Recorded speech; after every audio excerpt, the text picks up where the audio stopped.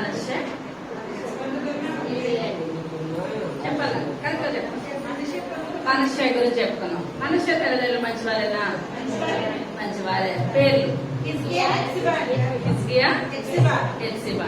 అనగా యెహోవా బలము.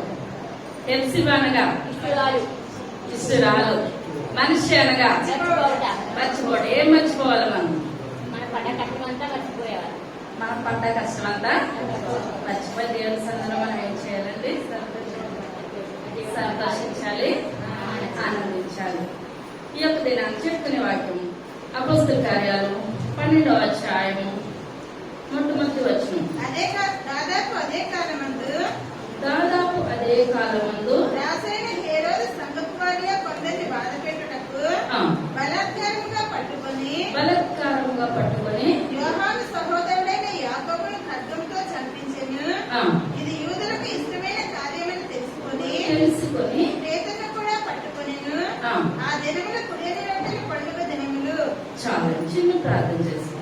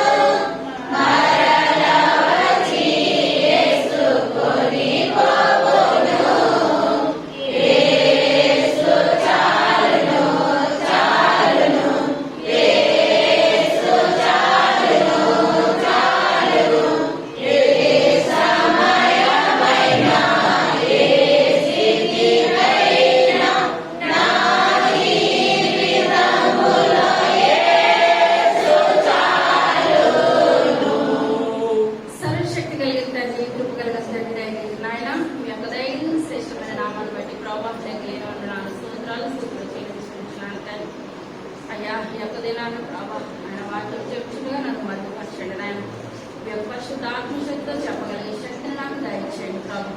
వినగలిగే శక్తిని బిడ్డలందరికీ దయచేయండి. ఆయన వాక్యానుసారమైన జీవితాలు అందరికీ దయచేయండి ప్రభావ. అయ్యా మేమంతగా దిగాను మీ యొక్క సన్నిధిలో ప్రభావ. నాయన లోతైన అనుభవాలు వెళ్ళే కొరకు దయచేయండి. నాయన మీ యొక్క సన్నిధిలో వాడబడాలి ప్రభావ. ఆయన మీకు దగ్గరగా జీవించాలి తండ్రి. ఎందువల్లంటే మీరు ఈ లోకంలో మా కొరకు అందరి కొరకు వచ్చారు. ఆయన ప్రాణం పెట్టి తిరిగి లేచిన దేవా మీకు ఆచరించుకుంటున్నాను తండ్రి. అయ్యా యొక్క మరణాన్ని మేమందరం జీవిత కాలం వెళ్తే తరాలు జ్ఞాపకం చేసిన గొప్ప భాగ్యాన్ని దయచేయండి. రాబో దినాల్లో ఆయన మా సంఘం ఎత్తబడ్డ సంఘంలో మీరు వాడుకుంటుంది. అయ్యా మీ యొక్క అడిగి కడలలో అయినా నడిచే గొప్ప భాగ్యాన్ని దయచేయండి. వెనగలిగి చౌరు గ్రహించగల హృదయాన్ని అందరికీ దయచేయండి. నన్ను మరియు పచ్చని ప్రభావం మీరే మాట్లాడి మహిమ ఘనత ప్రభావాన్ని పొందమని త్వరగా రాబోతున్న యేసయ్య నామమున వేడుకొనుచున్నాను తండ్రి. ఆమేన్. హల్లెలూయా. చదువుకున్నట్టు మళ్ళా చదువుకున్నాం. దాదాపు అదే కాలమందు రాజైన హేరోదు సంఘపు వారిలో కొందరిని బాధపెట్టుటకు బలాత్కారముగా పట్టుకొని యోహాను సహోదరుడైన యాకోబును ఖడ్గంతో చంపించెను. ఇది యూదులకు ఇష్టమైన కార్యమని తెలుసుకొని పేతురును కూడా పట్టుకొనెను. ఆ దినములు పులియని రొట్టెల పండుగ దినములు. ఇక్కడ చూసుకున్నట్లయితే సంఘము బహుగా విస్తరిస్తుంది అనమాట. యేసయ్య లోకంలో ఉన్నంతసేపు కూడా కొంతమంది మార్పు వచ్చింది, కొంతమందికి మార్పు రాలేదు. తన సహోదరులు కూడా మారలేదు. యేసయ్య ఎప్పుడైతే ఆరోహణమయ్యారో పరిశుద్ధాత్మ సంఘం మీద దిగిందో ప్రతి ఒక్కరు కూడా అన్య భాషలో మాట్లాడుతూ కొనసాగించారో సంఘం చూస్తే బహుగా విస్తరిస్తుంది. ప్రతి ఒక్కరు కూడా నీతిగాను న్యాయంగాను యథార్థంగాను జీవిస్తున్నారు. ఎప్పుడైతే యథార్థంగా మనం జీవిస్తున్నామో, నీతిగా జీవిస్తున్నామో, సాతానుడికి ఏం చేస్తాడండి?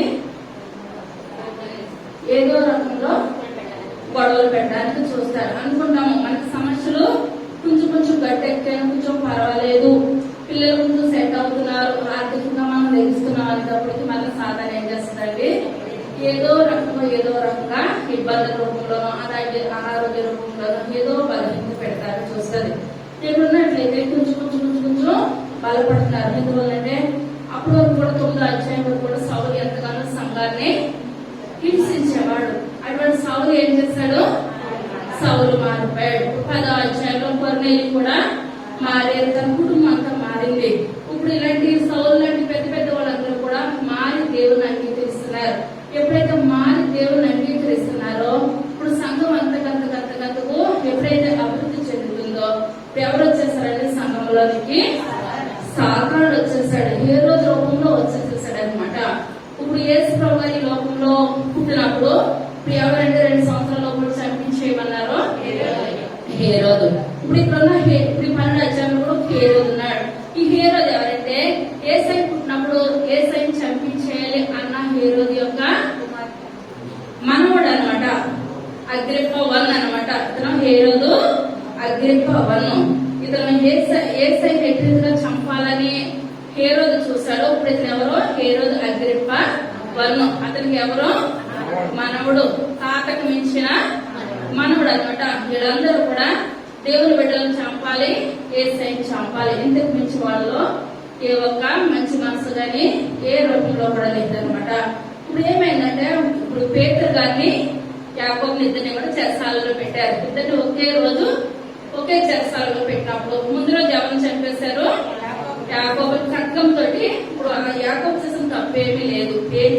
ఇప్పుడు యేసై మాటలు చెప్తున్నారు, దేవుని గురించి వాళ్ళు మాట్లాడుతున్నారు అని ఇప్పుడు యాకోబుని ఏం చేస్తారండి, చంపేశారు. ఇప్పుడు తర్వాత రోజు ఎవరిని చంపాలి, పేతురు గారిని చంపాలి. ఇప్పుడు పేతురు గారు కూడా అనుకోవచ్చు, ఇప్పుడు ఒకళ్ళు చనిపోయేటప్పుడు కోరిక ఏమనిపిస్తుంది, భయం అనిపించవచ్చు. కానీ పేతురు గారికి భయం అనిపించలేదు అనమాట. ఆయన 2 సంఖ్యల మధ్య నిద్రపోతున్నారు.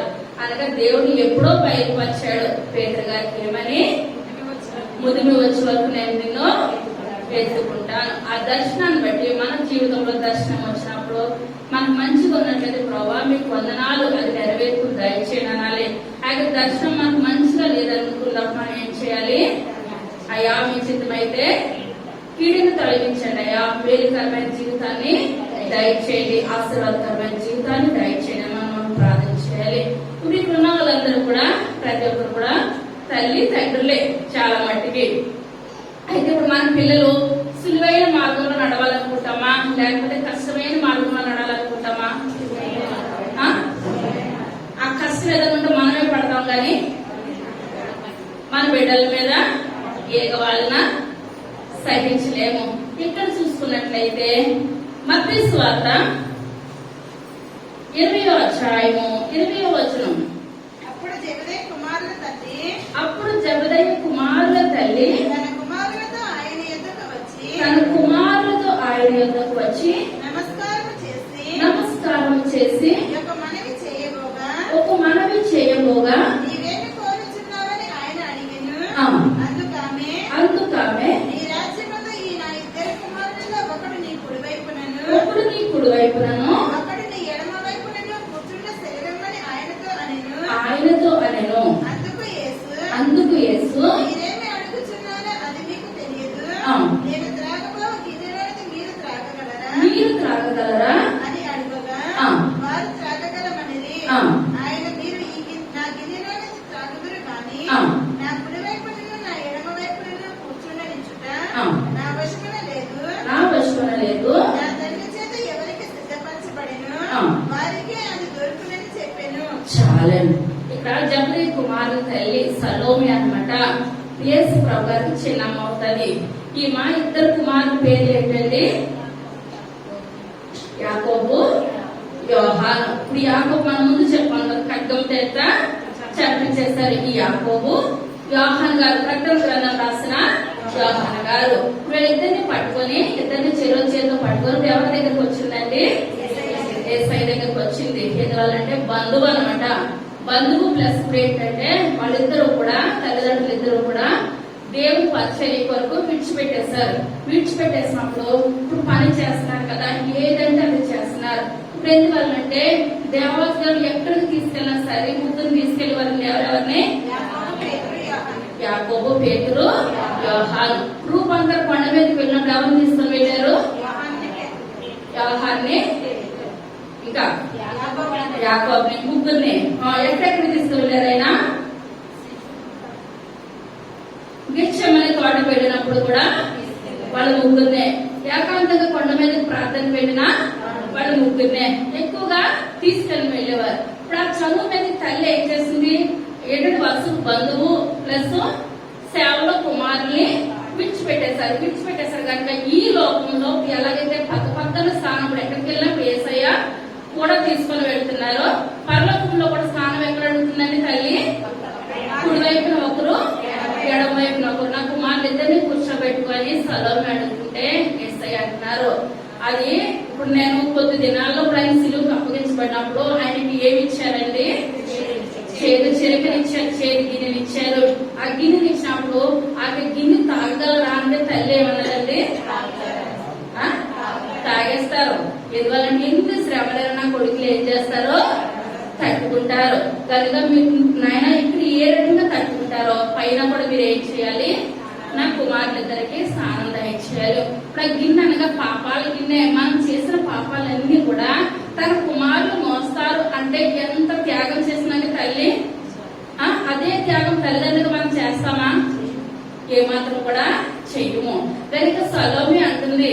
కానీ ఒకవేళ ఇప్పుడు చాలా మంది చిన్నప్పుడు పిల్లలు కొంతమందికి తొందరగా పుట్టినప్పుడు అనుకుంటుంది తల్లి తండ్రులు, నేను నా బిడ్డల్ని నీ సేవకే అప్పగించేస్తాను. మన పుట్టిన బిడ్డల్ని అప్పగించేస్తామని అనుకుంటాం. పెద్దదిగా వాళ్ళు వింటారంటారా? నువ్వు అనుకుంటే సరిపోయిందా మమ్మల్ని ఒక మాట అడగొద్దా అని మాట్లాడతారు. కొంతమంది పెందుకొస్తూ వాళ్ళు ఉన్నారంటే చెవిని ఈ ముక్కులే పెట్టుకోరు. ఆ పిల్లలకు చిన్నప్పుడే వాళ్ళు అనేసుకుంటారు. అనేసుకున్న తర్వాత పెద్దదిగా పిల్లలకి ఏమనిపిస్తుంది? పెట్టుకోవాలని అనిపిస్తుంది. ఎందువల్ల అంటే దేవుడు నిర్ణయం తీసుకున్నప్పుడు అది బిడ్డలు ఆలోచించి బిడ్డలైతే పర్వాలేదు, కానీ ఆలోచించలేని బిడ్డలతో మనం ఏది తీసుకున్నా నిర్ణయము ఆలోచించి తీసుకోవాలి. మనం ఏది తీసుకున్న నిర్ణయం అది నెరవేర్చే విధానం ఉంటేనే మనం నిర్ణయం తీసుకోవాలి తప్పించి నెరవేర్చే విధానం లేకపోతే మనము తీసుకోవద్దు. కానీ తల్లి అంటుంది సలోమి ఏమని?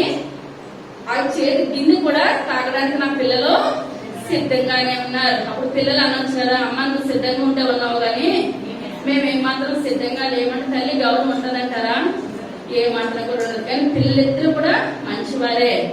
మార్కు సువార్త 10వ అధ్యాయము 35వ వచనం. జబదయి కుమారులైన యాకోబును యోహాను ఆయన యొద్దకు వచ్చి బోధకుడా మేము అడుగునదల్లా నీవు మాకు చేయగోరుచున్నామని చెప్పగా ఆయన నేను నీకేమి చేయగోరుచున్నానని వారిని అడిగాను. కాదండి, అప్పుడు తల్లి ఇద్దరిని తీసుకుని వెళ్ళి అడిగిందా లేదా? అడిగినప్పుడు దేవుడు ఏమన్నారు? నా చిత్తంలో లేదు, తండ్రి చిత్తంలో ఉందని చెప్పినప్పుడు వయసు వచ్చింది కదా, వీళ్ళిద్దరూ విన్నారు కదా. మళ్ళీ బిడ్డలకి ఏం కోరికండి?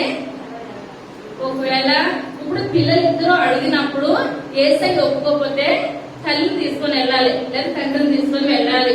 కానీ ముందే తల్లి వెళ్ళిపోయింది. తల్లి వెళ్ళిపోయినప్పుడు యేసయ్య అంగీకరించలేనప్పుడు మరలా యేసయ్య కాంత కొందరు మళ్ళీ ఇద్దరు వచ్చి ఇద్దరును మళ్ళీ కుడి వైపున ఎడమ వైపున మళ్ళీ ఇద్దరు వచ్చి యేసయ్య మేము ఏదంటే మీరు మాకు దయచేస్తున్నారు కదయ్యా, మరి ఇప్పుడు మాకు ఏం చేయాలి? మీ పక్కన మా ఇద్దరికి స్థానాన్ని దయచేయండి అని అడుగుతుంటే మళ్ళీ వాళ్ళ అమ్మకి చెప్పిన కొంచెమే చెప్తున్నారు అనమాట దేవుడు. ఏమని? నాక గిన్నె అందిస్తారు, గిన్నె తాగలుగుతారా అంటే పిల్లలు ఏమంటున్నారు? తాగేస్తాం, మీ కొరకు మేము ఏదైనా చేయడానికి మేము సిద్ధంగా ఉన్నామని చెప్పినప్పుడు కూడా యేసయ్య ఏమంటున్నాడు? నా యొక్క గిన్నెని మీరు తాగినా ఆ యొక్క ప్లేస్ ఎవరి వశంలో లేదు, నా వశంలో ఎంత మాత్రము కూడా లేనే లేదన్నప్పుడు మనమైతే ఏం చేస్తాము? నెమ్మదిగా వెనక్కి జరిగిపోతాం అనమాట. ఇప్పుడు ఒక యవనస్తుడు వచ్చాడు దేవుని దగ్గరికి, ఆయన నేను మీ తరఫున అది చేస్తున్నాను ఇది చేస్తున్నాను, నిత్య జీవానికి నేను వారసుని అవ్వడానికి నేను ఏం చేయాలనంటే నీ ఆస్తి అంతా అమ్మేసి నాకు వెంబడించని చెప్పినప్పుడు అతను ముందుకు వెళ్ళడా వెనక్కి వెళ్ళడా? వెనక్కి వెళ్ళిపోయాడు. ఇప్పుడు యవ్వన వయసులో ఉన్నారంటే చాలా కోపం రయ్యమని వచ్చేస్తుంది అనమాట. మా అమ్మని తీసుకొచ్చి ఇది ఇలాగే అన్నాడు, మేమిద్దరం వచ్చినా ఇలాగే అన్నాడు, మాకు అంత అవసరమా అని నేను ఏం చేయాలి? కోపపడి వెనక్కి వచ్చేయాలి. కానీ అనుకున్నారు పోనీలే ఇంకా మాకన్నా ఇంకా ప్రార్థనా పనులు ఉండొచ్చు, ఆ ప్లేస్ తండ్రి చిత్తంలో ఉంది కదా, ఈయన చిత్తంలో అయితే లేదు కదా. కానీ మనం బ్రతుకున్నంత కాలం మనం ఎలా ఉండాలి? దేవుని సన్నిధిలో యథార్థంగా జీవించాలి, సాక్షిగా జీవించాలి. మనం బ్రతికిన దేవుని కొరకే బ్రతకాలి, చనిపోయినా దేవుని కొరకే బ్రతకాలి. ఇప్పుడు మనం దేవుని సన్నిధిలోకి వచ్చామంటే ఆశామాష మాట అయితే ఏది కూడా కానే కాదు. ఎందువల్లంటే మనం దేవుని సన్నిధిలోకి వచ్చినప్పుడు ఎవరికైనా అబద్ధం మాట్లాడాలని అంటే మన లోన మనసు ఏమనిపిస్తుంది? అయ్యో నేను దేవుని సన్నిధానికి వచ్చినాను కదా, నేను దేవుని బైబిల్ పట్టుకున్నాను కదా, నోటుకుంటే అబద్ధం గాని వ్యర్థమైన మాటలు గాని ఎటుకారాలు గాని ఏది కూడా నోటంట రావద్దు. అదే మన దేవుల్లో లేకపోతే ఒకటి నిజమైతే 100 అబద్ధాలు వచ్చేస్తాయి. అబద్ధం నిజం కన్నా అబద్ధాలే ఎక్కువ వచ్చేస్తాయి. అదే మనం బైబిల్ పట్టుకుంటే అబద్ధం మాట్లాడడానికి ప్రతి మాటకి పైన తీర్పు చెప్పాలి కదా, ప్రతి మాటకి పైన తీర్పు చెప్పాలి కనుక మనం ఏం చేయడానికి చూడము, అబద్ధాలు మాట్లాడడానికి ఎంత మాత్రం కూడా చూడము. కానీ ఇక్కడ బిడ్డలు ఎలాగొచ్చారంటే దేవుని సన్నిధికి అబద్ధం ఆడకుండా యథార్థంగా ఉండడానికి, నీతిగా ఉండడానికి, దేవుని నామాన్ని మహిమపరచడానికి ఈ ఎవరి బిడ్డలు దేవుని సన్నిధిలోకి వచ్చారు. అయితే ముందు రోజు యాకోబునైతే ఖడ్గంతో చంపించేస్తారు. అయినా పేతురు గారు ప్రేమ కలగలేదండి, భయం ఎంత మాత్రం కూడా కలగలేదు. తర్వాత అతనిని పట్టుకొని చెరసాలలో వేయించి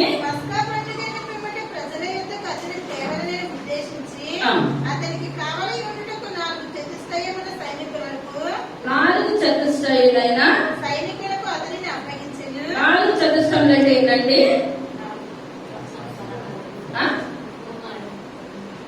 16. ఇప్పుడు ఎంత మందిని పెట్టారని కావలి వారు? 16 మందిని కావలిగా పెట్టారు. ఇంకా పేతురు చెరసాలలో ఉంచబడును. సంఘమైతే అతని కొరకు అత్యాశక్తితో దేవునికి ప్రార్థన చేయుచుండెను. పేరేదో అతనిని వెలుపలికి తీసుకుని రావాలని ఉండగా ఆ రాత్రియే పేతురు 2 సంఖ్యలతో బంధింపబడి 2 సైనికుల మధ్య నిద్రించుచుండెను. మరియు కావలి వారు తలుపు ఎదుట చెరసాల కాచుకొనుచుండిరి. ఇదిగో ప్రభువు దూత అతని దగ్గర నిలిచెను. అతడుండిన గదిలో వెలుగు ప్రకాశించెను. దూత పేతురు ప్రక్కన తట్టి త్వరగా లెమ్మని చెప్పి అతని లేపగా సంఖ్యలు అతని చేతుల నుండి ఊడిపడెను. అప్పుడు దూత అతనితో నీవు నడుము కట్టుకొని చెప్పులు తొడుగుకొనుమనెను. చాలా. ఇప్పుడు ఇక్కడ మా అపోస్తలులు అందరూ కూడా ఏ రకంగా వచ్చారు దేవుని సన్నిధిలోనికి? శ్రమలు అనుభవించడానికి సిద్ధపడి వచ్చారనమాట. అదే మత్తయి సువార్త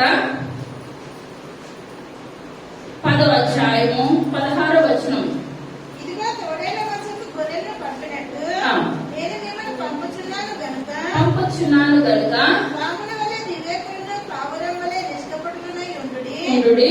మనుషుల గురించి జాగ్రత్త పడుడి. వారు మిమ్మల్ని మహాసభలకు అప్పగించి తమ సమాజ మందిరములలో మిమ్మల్ని కొరడాలతో కొట్టింతురు. వీరికి అన్యజనులకు సాక్ష్యార్థమై వారి నిమిత్తము మీరు అధిపతుల యొద్దకును రాజుల యొద్దకును తేబడుదురు. వారు మిమ్మల్ని అప్పగించినప్పుడు ఎలాగో మాట్లాడదుము, ఏమి చెప్పుది మాకు చింతింపకుడి.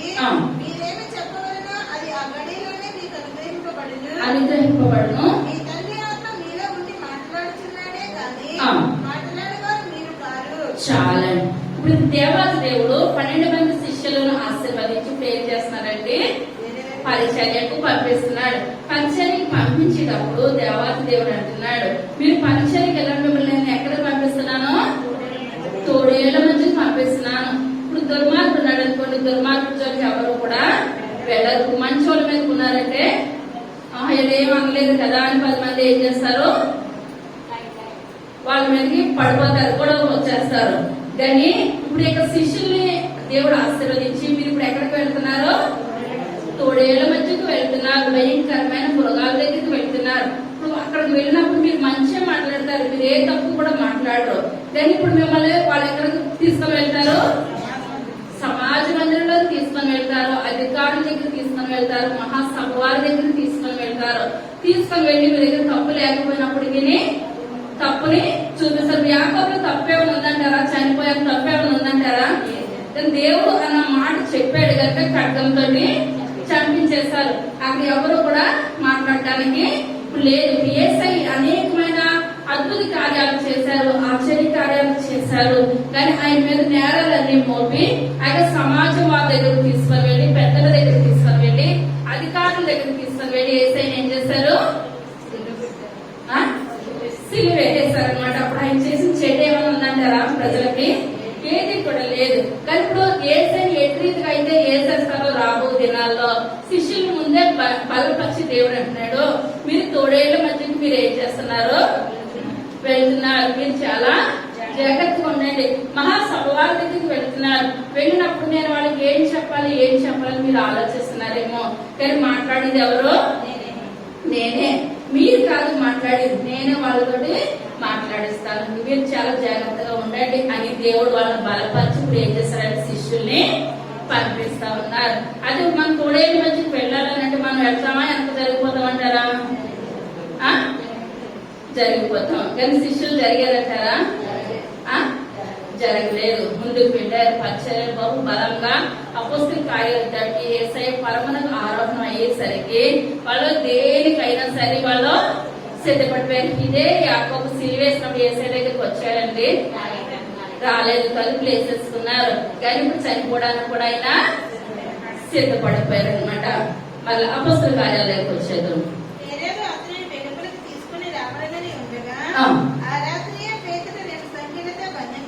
బంధించబడి ఇద్దరు సైనికుల మధ్య నిద్రించుచుండెను, మరియు కావలి వారు తలుపు ఎదుట చెరసాల కాచుకొనుచుండిరి. ఇదిగో ప్రభువుతో అతని దగ్గర నిలిచెను, అతడున్న గదిలో వెలుగు ప్రకాశించెను. దూత పేతురు ప్రక్కన తట్టి త్వరగా లేమని చెప్పి అతని లేపగా సంకెళ్ళు అతని చేతుల నుండి ఊడిపడెను. అప్పుడు దూత అతనితో, నీవు నడుము కట్టుకొని చెప్పులు తొడుగుకొనుమనెను. అతడు అలాగూ చేసిన తర్వాత దూత, నీ వస్త్రము పైన వేసుకుని నా వెంబడి రమ్మని అతనితో చెప్పెను. అతను వెంబడికి వచ్చి దూత వెంబడి వెళ్లి దూత వల్ల జరిగినది నిజముగా జరిగినది గ్రహింపక తనకు దర్శనము కలిగినది తలంచెను. మొదటి కావలిని రెండవ కావలిని దాటి పట్టణములకు పోగు ఇనుప గవిని యొద్దకు వచ్చినప్పుడు దానంతటి అదే వారికి తెలుసుకొనెను. వారు బయలుదేరి ఒక వీధి దాటిన వెంటనే దూత అతనిని విడిచిపోయాను. చాలా ఇప్పుడు సంఖ్యలతోటి ఆయన 16 మంది సైనికులు ఉన్నారు, బయట ఇద్దరు కావలి వారు ఉన్నారు. ఇప్పుడు ఇంత మందిని దాటుకుని వచ్చేస్తా ఉంటుంటే పేతురు గారు ఏమనుకుంటున్నారండి, ఒక కలగన్నాను కదా అని అనుకుంటున్నాడు. అప్పుడు బయటకు వచ్చేస్తున్నారు. తర్వాత దూత ఏమైంది, నువ్వు ఇలా వెళ్ళిపోని పేతురు గారిని విడిచిపెట్టేసింది. అదే అపోస్తల కార్యాలు 5వ అధ్యాయము 17వ వచనం. ప్రధాన యాజకుడును అతడుగా కూడా ఉన్నవారందరూ అనగా సద్దూకయ్యులు తెగవారు లేచి అస్వరముతో నిండుకొని అపోస్తలులను బలాత్కారముగా పట్టుకొని పట్టణపు చెరసాలలో ఉంచిరి. అయితే ప్రభువు దూత రాత్రివేళ ఆ చెరసాల తలుపులు తీసి వారిని వెలుపలికి తీసుకుని వచ్చి మీరు వెళ్లి దేవాలయంపై నిలువబడి ఈ జీవమును కూర్చిన మాటలన్నీ ప్రజలతో చెప్పుడని వారితో చెప్పెను. వారు ఆ మాట విని తెల్లవారుగానే దేవాలయంలోనికి వెళ్లి బోధించుచుండిరి. చాలా ఇక్కడ కూడా అపోస్తలులు ఇప్పుడు ఏం చేశారు, చెరసాలలో బంధించేస్తారు. ఇక్కడ ఎవరు వచ్చారండి, యేసయ్య.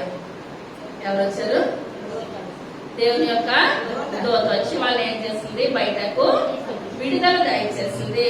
ఇప్పుడు దేవుడు ఆశీర్వదించి మీరు తోడేళ్ల మధ్యకు వెళ్తున్నారని పంపించేసినప్పుడు కష్టాలు కలుగుతున్నారు, వాళ్ళు విడిచిపెట్టేస్తున్నాడు దేవుడు. ఏ మాత్రం కూడా విడిచిపెట్టలేదు. మనం అనుకుంటాం దేవుడు నాకు కష్టాలు ఎందుకని, కానీ దేవుడు మనల్ని ఎప్పుడు కూడా విడిచిపెట్టే దేవుడు కాదు. మనకు ఒక పూట పస్తుంచే దేవుడు ఎంత మాత్రం కూడా కాదు. ఇప్పుడు షడ్రకు మేషకు అగ్నిగుండంలో వేసినప్పుడు 4వ వారిని ఆయన వచ్చారా? దానియేలు సింహపురంలో వేసినప్పుడు ఆయన వచ్చారా? వచ్చారు. మన దేవుడు మనం ఏడ్చినప్పుడు ఊరుకునే దేవుడు ఎంత మాత్రం కూడా కానే కాదు. అనుకుంటాం దేవుడు నాకేం చేస్తాడు, దేవుడు నాకేం చేస్తాడు, దేవుడు నాకేం చేస్తాడు అని అనుకుంటాం. దేవుడికి మనం ఏం చేస్తాము? దేవుడికి మనము ఏం చేస్తాము? అసలు నాకు రోజుకి 24 గంటలు సమయం ఇస్తుంటే నేను అందులో ఎంత సమయం ఇస్తున్నా? ఈ యొక్క దినాన్ని 10 గంటల కోసం చేతి పైకి ఎత్తండి.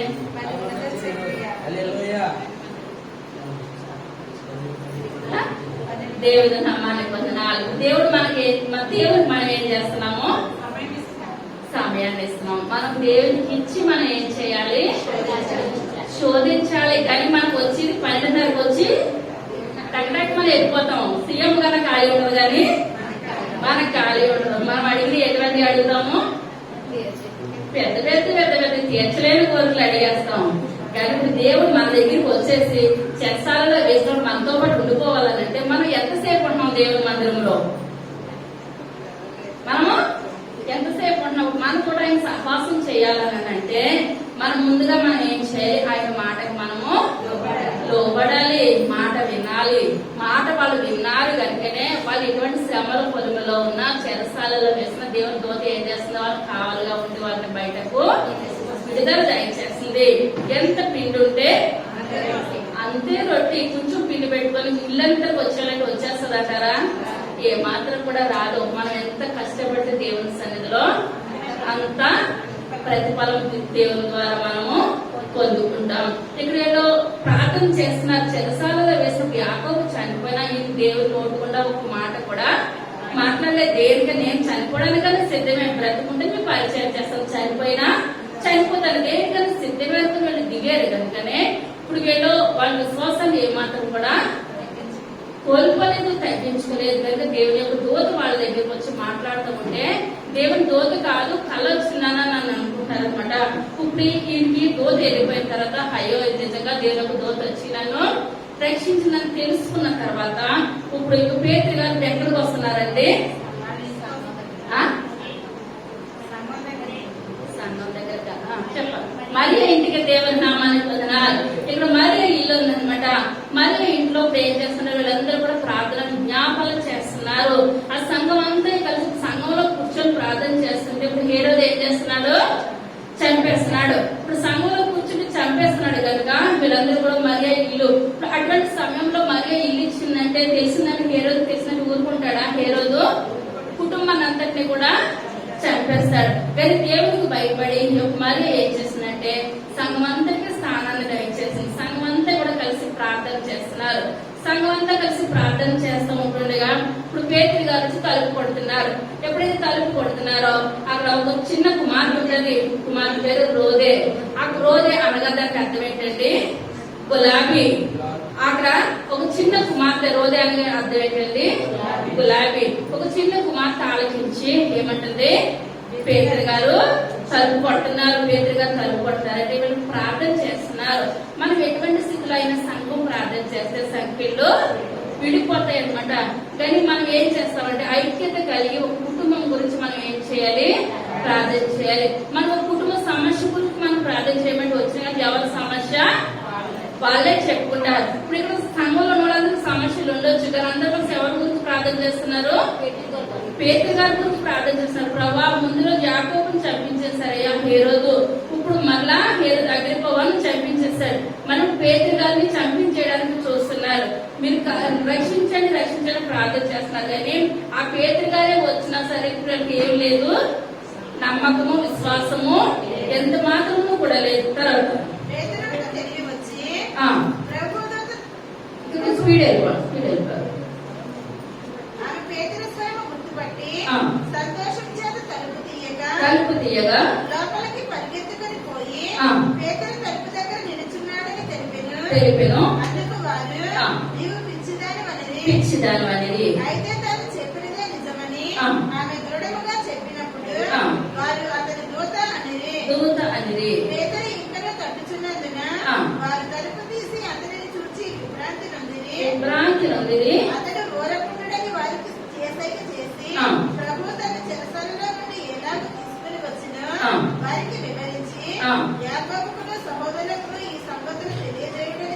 ఎక్కడ వచ్చారండి మళ్ళీ యాకోబు గారు. అక్కడ యాకోబు గారిని చంపించేశారు కదా. ఎవరండి నేను ఎవరంటారు? యేసయ్య తమ్ముడు, దేవుని నామానికి వందనాలు. యేసయ్య లోకంలో ఉన్నప్పుడు రాయబడి ఉన్నది ఏమని? తన సహోదరులైనను ఆయన యందు ఏ మాత్రం కూడా విశ్వాసం ఉంచలేదు, మాట వెళ్ళలేదు, యేసయ్య అనకాల వెళ్ళలేదు. ఎప్పుడైతే యేసయ్య ఆరంభం అయిపోయారో అప్పటి నుంచి కొట్టు వాళ్ళు ఏం చేశారు? ప్రార్థన జీవితంలో జీవించారు కనుక ఇప్పుడు ఇతను తెల్లవాళ్ళు కూడా ఏ రోజు చంపుతాను ప్రాణాలను తెగించి కూడా ఇప్పుడు యాకోబు ఎక్కడున్నారండి?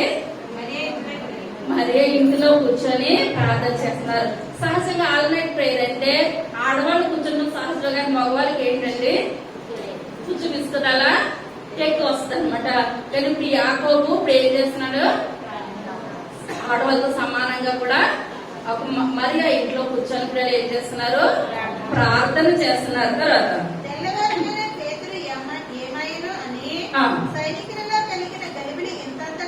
ఇంత అంత కాదు, వెతికినప్పుడు అతడు కనబడనందున కావలి వారిని విమర్శించి వారిని చంపని ఆజ్ఞాపించెను.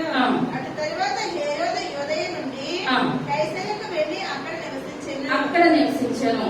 పూరీల మీదను సీదోనీయుల మీదను అతనికి అత్యాగ్రహము కలిగినందున వారేక మనసుతో రాజు వద్దకు వచ్చి అంతఃపురమునకు పై విచారణకర్తయగు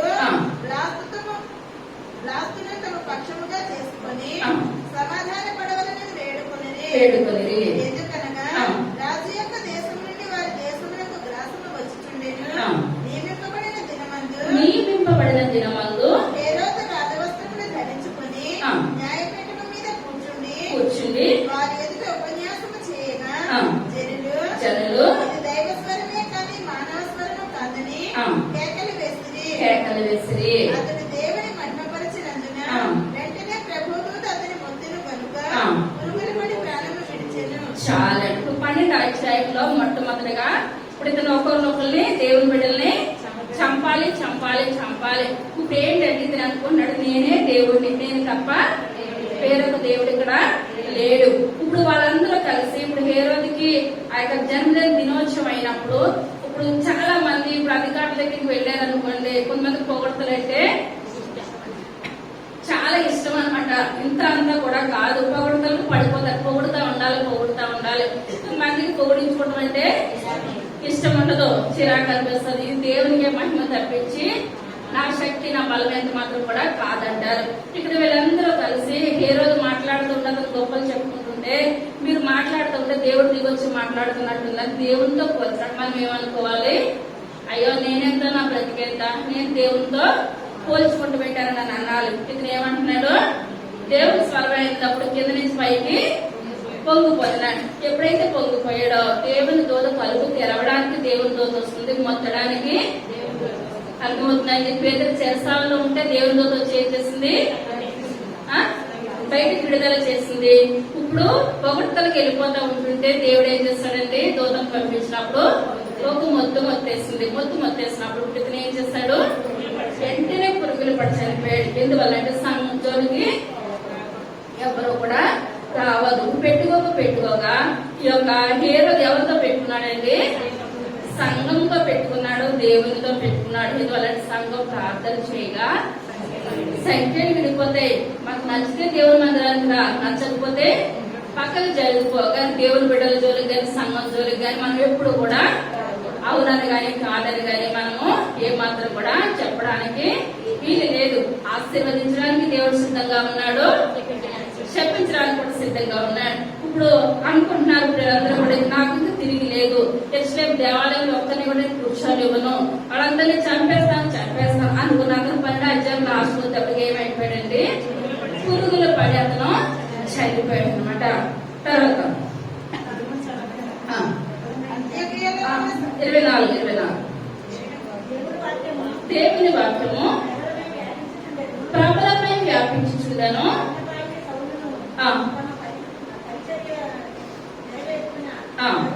తర్వాత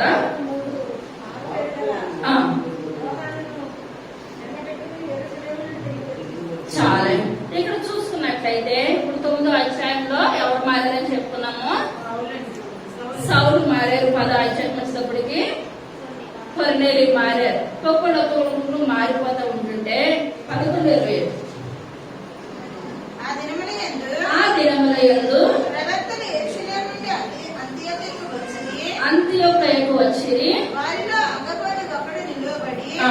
భూలోకమంతటా గొప్ప కరువు రాబోచున్నదని ఆ. ఆత్మ ద్వారా సూచించెను. చాలండి. ఇప్పుడు ఆ దినముల యందు ఎవరు వచ్చారండి?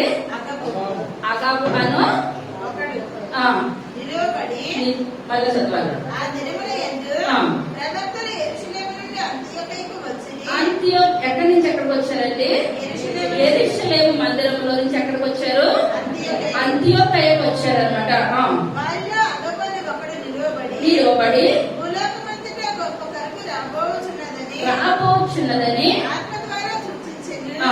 అది క్లౌదియ చక్రవర్తి కాలమందు సంభవించెను. సంభవించెను. అప్పుడు శిష్యుల్లో ప్రతి వాడును ఆ. తన తన శక్తి కొలది యోదయలో కాపురమున్న సహోదరులకు ఆ. సహాయం పంపుటకు నిశ్చయించుకొనెను. ఆ. అలాగనే చేసి ఆ.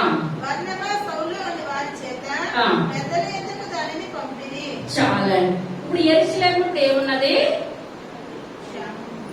కొనుక్కున్నది అనమాట.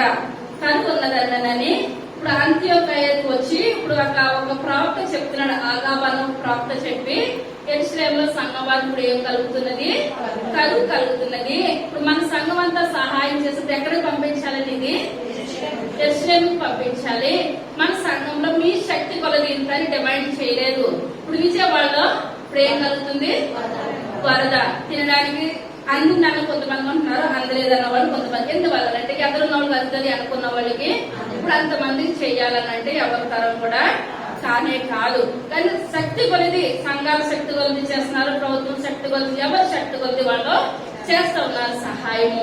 ఇక్కడ చూసుకున్నట్లయితే అక్కడ శిష్యులందరూ మాట్లాడుకొని ఇప్పుడు మన దేవుని ద్వారా మనం ఏర్పరచబడి మన సంఘం కదా, మనం యెరూషలేము సంఘానికి వెళ్లి అక్కడ కరువు రాబోతున్నది, తినడానికి లేని స్థితిలో సంఘం ఉన్నది కనుక మనం ఏం చేద్దాము? తగిన సహాయము చేద్దాం అని అనుకున్నప్పుడు అక్కడ శిష్యులందరూ మాట్లాడుకుంటే ఎవరితో పంపించారండి?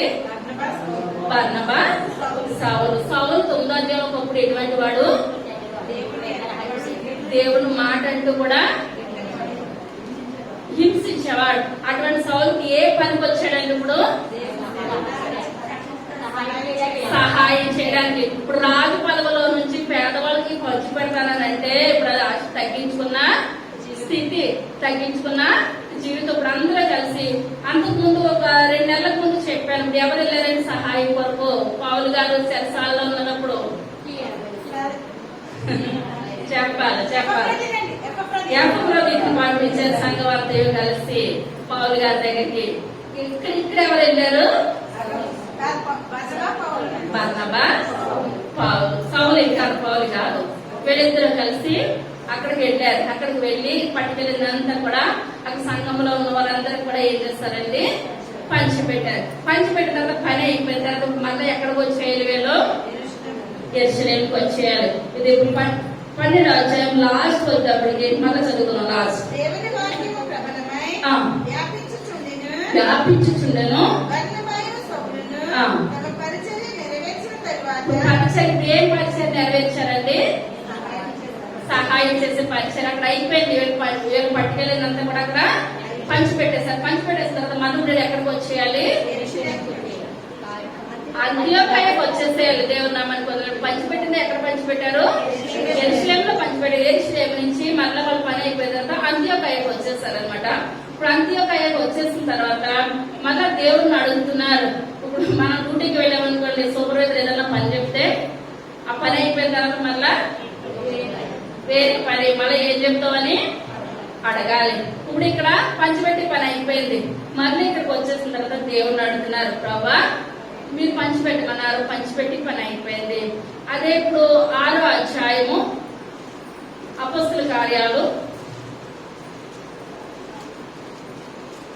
5వ వచనం 4 చదువు.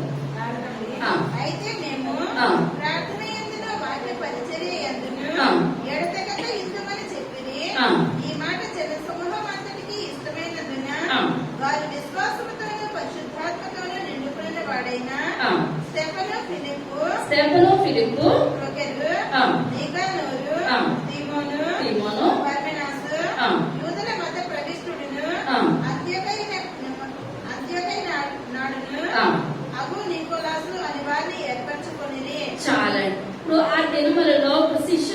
విస్తరిస్తున్నది. విస్తరించినప్పుడు వాళ్ళు బహు బలంగా వాక్యము బోధిస్తున్నారు. వాక్యం బోధించినప్పుడు అనేకమైన వేల కొలది వస్తున్నారు అనమాట జనాలు. వచ్చినప్పుడు ఇప్పుడు వీళ్ళకి భోజనాలు పెట్టాలి. పెడుతుంటే పెట్టి వాళ్ళు ఏం చేస్తున్నారు అంటే కొంతమందికి పెడుతున్నారు, కొంతమందికి పెట్టట్లేనప్పుడు ఆ భోజనం రాలేని వాళ్ళు శిష్యుల దగ్గరికి వచ్చి అంటున్నారు, అయ్యా మీరు ఏర్పాటు చేస్తున్నారు కానీ వాళ్ళు ఏం చేస్తున్నారు, కొంతమందికి పెడుతున్నారు, కొంతమందికి సరిగ్గా పెట్టట్లేదని చెప్పినప్పుడు ఇప్పుడు అక్కడ శిష్యులు ప్రార్థన చేసి మాకు కొంతమంది యవనస్తులు కావాలి, వాళ్ళు ఏ పనికి కావాలి, వడ్డించడానికి కావాలి, వడ్డనకి కావాలి అని చెప్పినప్పుడు ఎవరి బిడ్డలు రండి అని చెప్పినప్పుడు వీళ్ళందరూ కూడా పేరు స్టెఫను, ఆ యొక్క ఫిలిప్పు వీళ్ళందరూ కూడా ఏ పని మీద వచ్చారండి, వడ్డించడానికి వచ్చారు. మనం ఎప్పుడు కింద నుంచి ఎక్కడికి రావాలి, కింద నుంచి పైకి రావాలి, కానీ పై నుంచి కిందకి వచ్చేస్తాం అనుకోండి ఏమవుతుంది, అది కరెక్ట్ కాదు. కొంతమంది ఆ వాక్యం ఇస్తానంటేనే ప్రార్థనకు వస్తారు, పాట ఇస్తానంటేనే ప్రార్థనకు వస్తారు. అది రెండు ఇవ్వకపోతే బాయ్ బాయ్. మనం ఏం చేయాలి, ఏది ఇచ్చినా ఇవ్వకపోయినా మాట వినుట శ్రేష్టము. ఇప్పుడు సౌలు అంత రాజయ్యుడు ఇప్పుడు ఏ పనికి వచ్చాడు, ఫస్ట్ సహాయం చేయడానికి. స్టెఫన్ ఏ పనికి వచ్చాడండి, సహాయం చేయడం. ఆ సహాయం చేయడానికి వచ్చిన స్టెఫన్ చివరికి ఏమైపోయాడు, అర్థసాక్షి అయిపోయాడు అనమాట. కానీ మేము పెద్ద పోస్ట్ లో ఉండాలి, మాకు పెద్ద పెద్ద అధికారాలు కావాలి అన్నది ఏమాత్రం కూడా వాళ్ళు లేరు. కనుకనే వాళ్ళ జీవితాలు వాళ్ళ బ్రతుకులకి ఎక్కడ నిలబడిపోయాయండి, దేవుని యొక్క జీవ గ్రంథంలో అన్ని పనుల కన్నా వడ్డించే పనే శ్రేష్టమైనది. ఆ వడ్డించే పని, సహాయం చేసే పని మించి వేరే పని మనకి లేదు. ఎవరి స్వాములు తగ్గట్టు వాళ్ళు ఏం చేయాలి, దేవుని కొరకు వాడబడాలి. ఇప్పుడు ఇక్కడ వాళ్ళ దేవుడు ఏం చేస్తున్నాడు, అంతకంతకు ఆశీర్వదిస్తున్నాడు. ఇప్పుడు ఈ పనులన్నీ అయిపోయిన తర్వాత ఇప్పుడు మనం చూసుకున్నట్లయితే ఒక స్టెప్ను మామూలుగా శిష్యుల్లో అక్షసాక్షి అయిపోయాడు, వడ్డించడానికి వచ్చిన మనిషి. ఇప్పుడు అపోస్తులలో మొట్టమొదటి అక్షసాక్షి ఎవరండి, యాకోబు. స్టెఫను అపోస్తుల్లోకి రారు. ఇప్పుడు మొట్టమొదటి అక్షసాక్షి ఎవరు, యాకోబు అనమాట. ఇప్పుడు వీళ్ళందరూ కూడా 12 మంది కూడా దేనికి వచ్చారు, దేవుని సన్నిధికి సాక్షులు కావడానికి, ఏ పనికైనా సిద్ధపడి దేవుని సన్నిధిలో దేవుని యొక్క పరిచర్య కొరకు వచ్చారు. అది 13వ అధ్యాయం మొట్టమొదటి వచనం.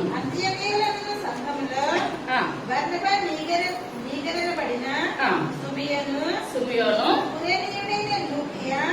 చతుర్థాధిపతి అయిన హేరోదుతో కూడా పెంచబడిన మన యేసు 13 మరల అంతియోకియాలో ఉన్న సంఘములో బర్నబా, నీగరనబడిన సుమియోను, కురేనీయుడైన లూకియా, చతుర్థాధిపతి అయిన హేరోదుతో కూడా పెంచబడిన మన యేసు సౌలను ప్రవక్తలను బోధకులను ఉండిరి.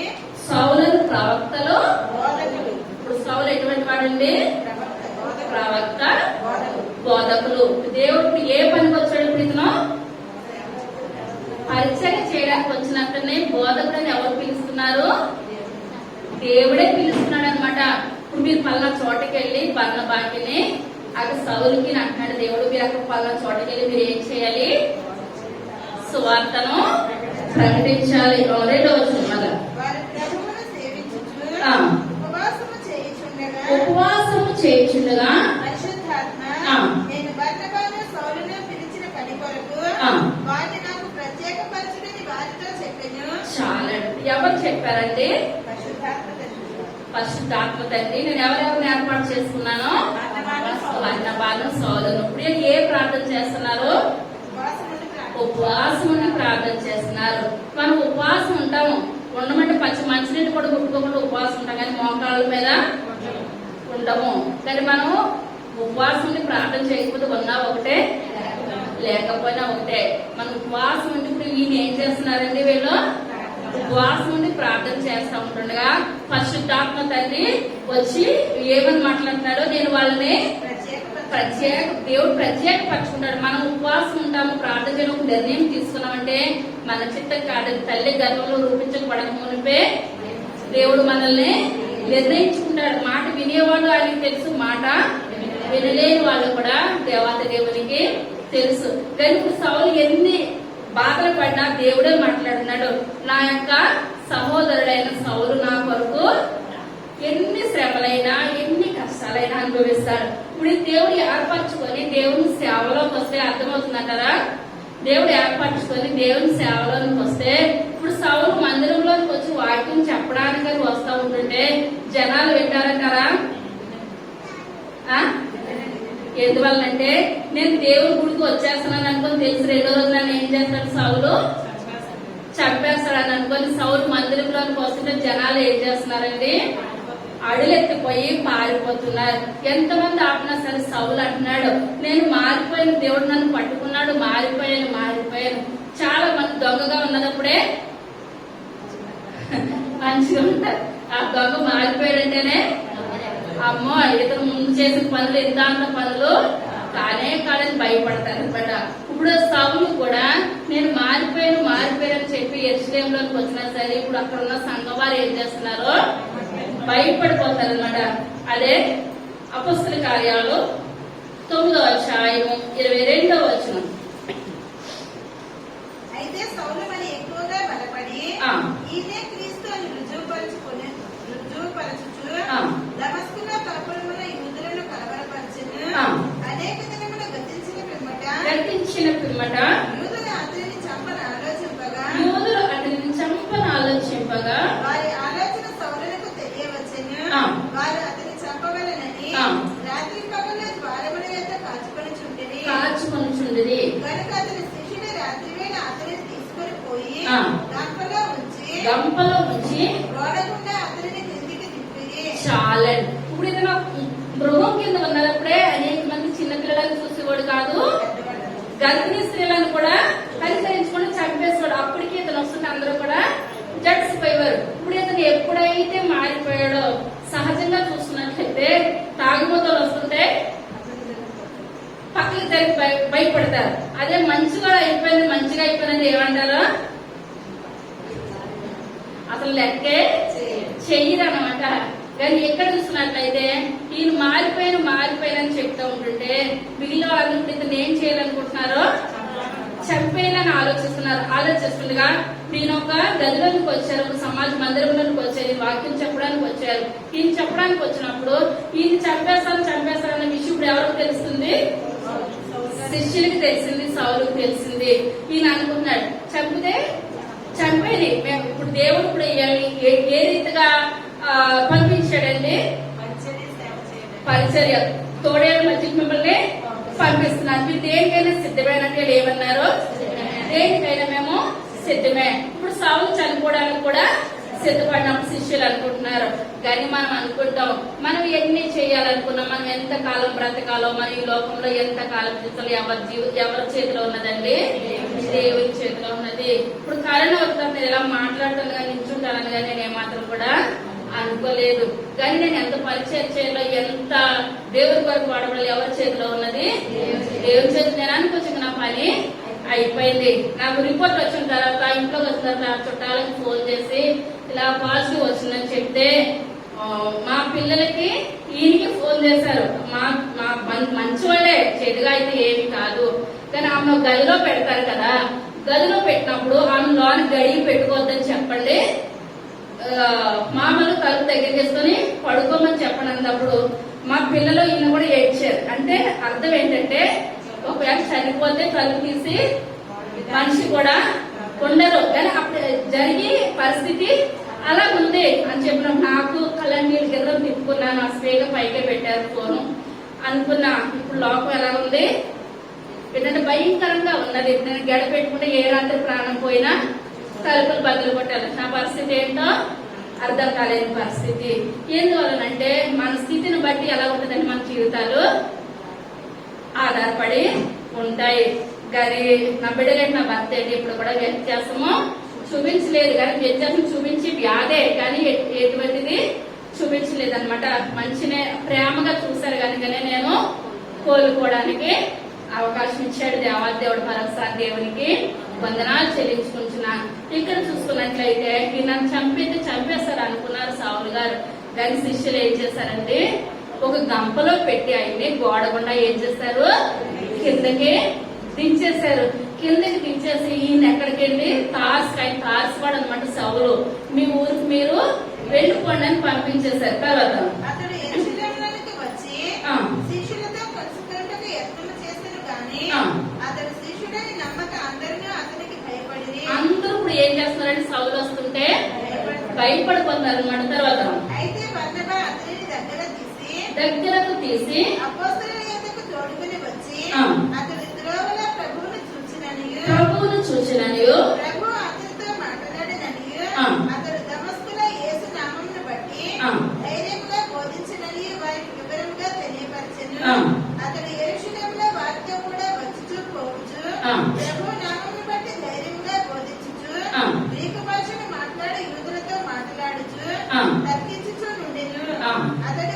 వారు అతనిని చంపే ప్రయత్నం చేసిరి గాని ఆ. సహోదరులు దీనిని తెలుసుకొని అతనిని కైసరయ్యకు తోడుకొని వచ్చి ఆ. తార్సునకు పంపించేశారనమాట. ఇప్పుడు ఈయన దేవాలయంలోకి వస్తే వాక్యం చెప్పడానికి కాదు, ఈయన ఎందుకు వస్తున్నాడు? మమ్మల్ని చంపేయడానికి వస్తున్నాడు అని అనుకుని ఈయన తిరిగి చంపేయాలనుకున్నప్పుడు అందులో బర్నబా వ్యక్తి సమయం అయిపోయింది, నేను ఆలస్యంగా చెప్పాను. ఇక్కడ ఏమైందంటే ఇప్పుడు ఇతని గంపలో దించేసి కిందకి దించేసినప్పుడు ఇప్పుడు అక్కడ సంఘంలో ఎవరున్నారండి? బర్నబా అంటే దానికి అర్థం ఏమని చెప్పాను? అతని పేరు మర్చిపోతున్నారు.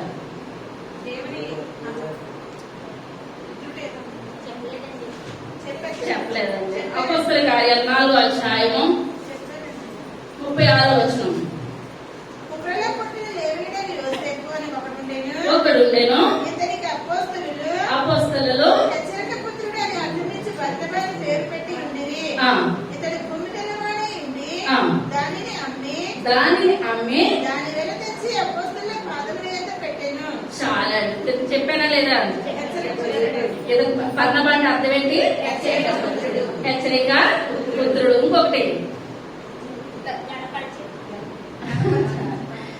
ఆదరణ పుత్రుడు. గుర్తుందంటారా? ఇప్పుడు ఇతను ఆస్తి అంతా కూడా అమ్మి ఏం చేస్తాడు? ఎవరికి ఇచ్చేసాడు? అపోస్తలుల పాదాల దగ్గర పెట్టేసినప్పుడు ఇప్పుడు అననీయ సప్పేరు ఇతను చూసి ఏం చేస్తారు?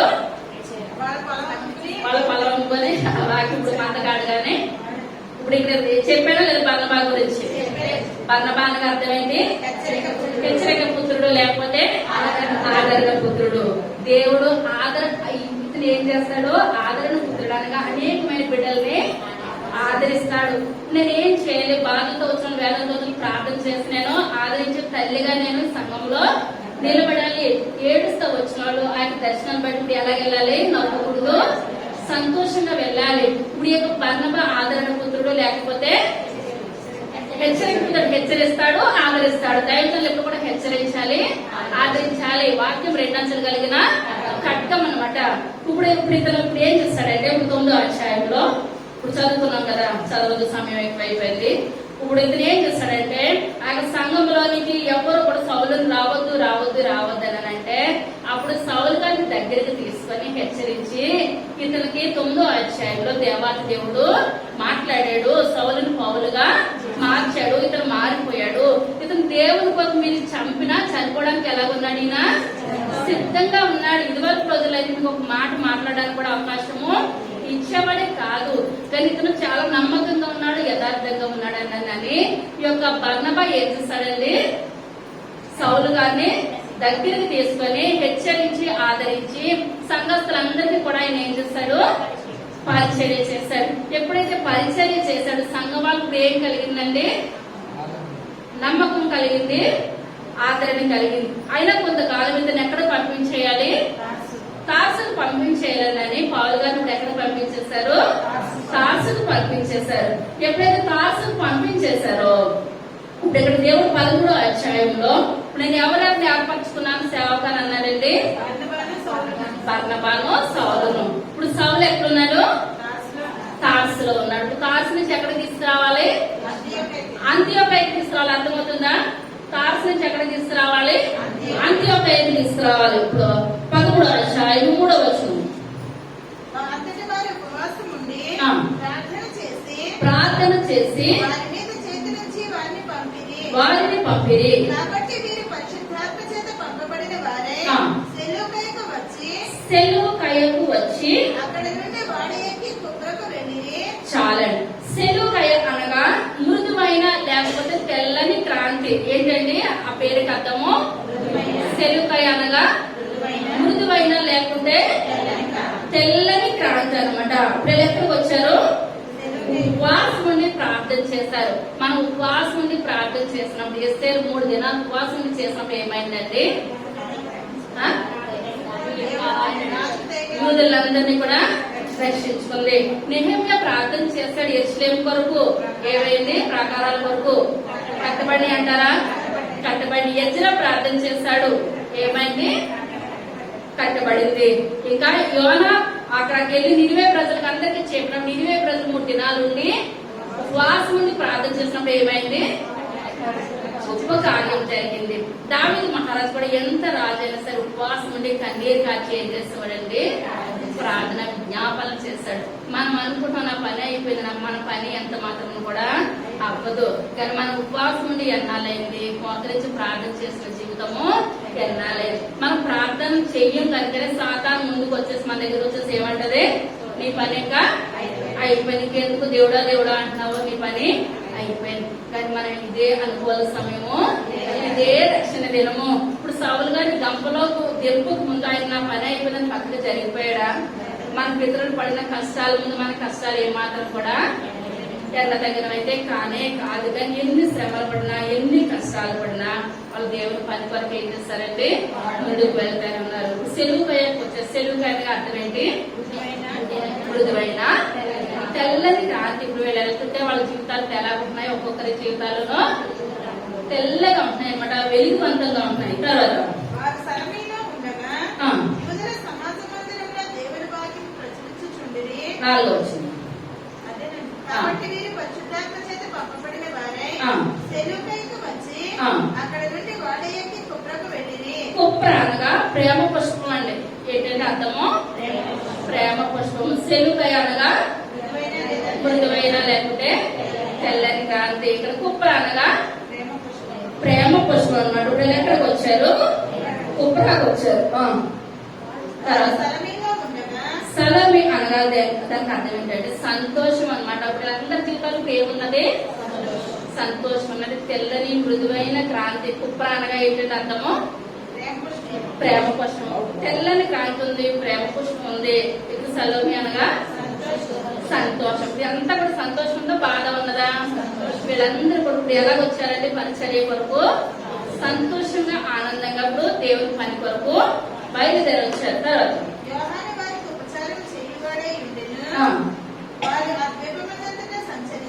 ఇప్పుడు యోహాను వాళ్ళు ఉపచారం చేయబడండి. ఇప్పుడు ఎక్కడ ఉన్నాడండి? ఎవరండి యోహాను?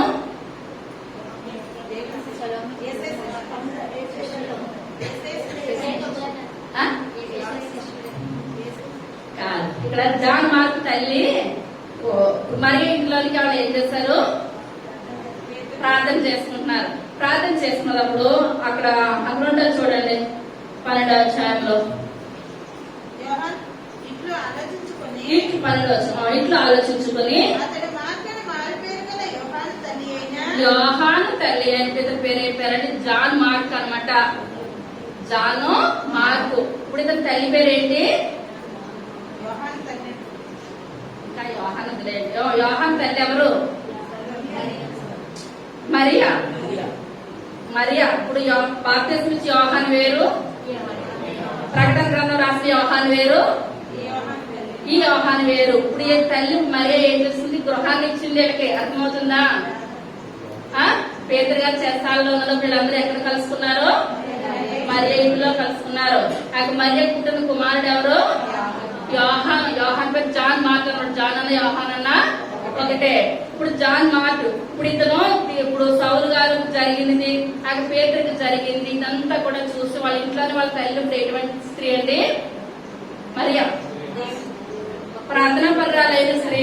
ప్రార్థన పరురాలు కనుక తన కుమారుడు ఎవరి దగ్గర పంపించింది?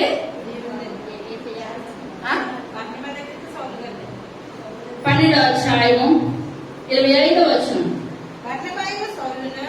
తన పరిచర్య నెరవేర్చిన తరువాత మార్కుని మారు పేరు ఎవరి పరిచర్యకి వెళ్తుంటే యోహాను మారు పేరు గల ఎవరు వెళ్తున్నారు? తన కుమారుని ఎవరితో పంపించింది? వాతావరణం డలంగా మనుషులు డలంగా ఉన్నారు. బర్నబా తోటిని పౌలు గారితోటిని తన కుమారుని ఇల్లు ఇచ్చింది ఒక తల్లి. తన కుమారుని కూడా ఇప్పుడు ఏం చేస్తుంది? సేవకులకు టీ అందించాలని టీ అందించు, భోజనం అందించాలంటే భోజనం అందించు. పెద్ద పోస్టులు పంపించట్లేదు ఈ తల్లి. ఎటువంటి పరిచర్యకు పంపిస్తుందండి? వాళ్ళకి పరిచర్యకు పంపించింది అనమాట. ఒక తల్లి గృహం ఇచ్చింది, పరిసరలో వాడబడడానికి కుమారుని పంపింది. అదే మన పిల్లలు చిన్న చిన్నగా పనికి పంపిస్తామా? ఇప్పుడు స్టేజ్ ఎక్కి మైక్ కట్టుకోమంటే పంపిస్తామా? మన చిన్న పనులకే మన పిల్లలు ఏం చేయాలండి? పంపించాలి. దేవుని పరిచర్య కన్నా గొప్ప పరిచర్య అంటే ఈ లోకంలో మైక్ పట్టుకున్న వాళ్ళు చెప్పేవాళ్ళ కన్నా చీపు పట్టుకుని కుర్చీ వాళ్ళదే గొప్ప ధన్యత, గొప్ప ఆశీర్వాదం. ఈ యొక్క తల్లి మరియా ఏం చేస్తుందండి? వాళ్ళకి పరిచర్య చేయించడం కొరకు చాలా మంది దైవజనులు వెనకాల సేవకి మైకులు పట్టుకొని అవి పట్టుకొని తల్లి పంపిస్తుంది. తండ్రి అంటాడు, నా పిల్లల్ని పాస్టర్ వెనకాల పంపించి నువ్వేం చేసి చదువు లేకుండా పాడు చేసేస్తామంటారు. కానీ మన దేవుని సన్నిధిలో చేసిన పరిచర్య ప్రతిదీ కూడా ఆశీర్వాదకరం. వాళ్ళకు కూడా చదివినప్పుడు చదవాలి, పరిచర్యలో పాల్గొన్నప్పుడు పరిచర్యలో పాల్గొవాలి. పరిచర్య కదా చదువు పక్కన పెట్టేయడము ఏమాత్రం కూడా కాదు. ప్రతి దానికి ప్రసంగ భక్తులు ఏమంటున్నాడు? సమయం ఉన్నది. సమయంలో మనం ఏం చేయాలి? మన పనులు మనము చేయాలి. కానీ తల్లి ఎటువంటి పరిచర్య పంపిందండి? వడ్డించే పరిచర్య. సేవకులకి కింద గిన్నె అందించడము. నిహమ్య పని ఏంటండి? చిన్న పనిలో నుంచి దేవుడు ఘనత తెచ్చుకుంటున్నాడు. మనం చిన్నగానే స్టార్ట్ అవ్వాలి. మన సేవ దేవుడు ఏం చేస్తాడు? బహుగా ఆశీర్వదిస్తాడు, అభివృద్ధి పరుస్తాడు. మళ్ళీ ఇంటికి వచ్చేద్దాం, సమయం అయిపోయింది. వారు ఆ ద్వీపమంతటా సంచరించి బాబు అను ఊరికి వచ్చినప్పుడు గారడీ వాడును అబద్ధ ప్రవక్తయునైనా బరియసు అని ఒక యూదుని చూచిరి. ఇతడి వివేకము గలవాడైన పౌలు అను అధిపతి యొద్ద నుండెను. అతడి బర్నబాను సౌలును పిలిపించి దేవుని వాక్యం వినగోరెను. అయితే ఎలుమ ఆ అధిపతిని విశ్వాసం నుండి తొలగింపవలనని యత్నము చేసి వారిని ఎదిరించెను. ఎలుమాని పేరునకు గారడీవాడని అర్థము. అందుకు పౌలు అనబడిన సౌలు పరిశుద్ధాత్మతో నిండిన వాడై అతని తేరి చూచి సమస్త కపటముతోనూ సమస్త దుర్మార్గముతోనూ నిండిన వాడా, అపవాది కుమారుడా, సమస్త నీతికి విరోధి, నీవు ప్రభువు యొక్క తినని మార్గమును చెడగొట్టుట మానవా. ఇదిగో ప్రభువు తన చెయ్యి నీ మీద ఎత్తి ఉన్నాడు. నీవు కొంతకాలము గుడ్డివాడవై సూర్యుని చూడకుందువని చెప్పెను. వెంటనే మబ్బును చీకటియు అతని కమ్మెను కనుక అతడు తిరుగుచూ ఎవరైనా చెయ్యి పట్టుకుని నడిపిందిరా అని వెదకుచుండెను. చాలండి. ఇక్కడ మనం చూసుకున్నట్లయితే ఇప్పుడు ఇద్దరు అధిపతి ఉన్నాడు అనమాట. ఇప్పుడు అధిపతి దగ్గర ఏమన్నా మనిషి ఏం చేస్తున్నాడు? గారడి విద్యలు చేస్తున్నాడు. బొమ్మలు తిమ్మి ఆడేస్తున్నాడు. ఆడేస్తున్నప్పుడు అధిపతి ఏమనుకుంటున్నాడు? అదే కరెక్ట్ అని అనుకుంటున్నాడు. అదే ప్రాంతానికి ఎవరు వచ్చారండి?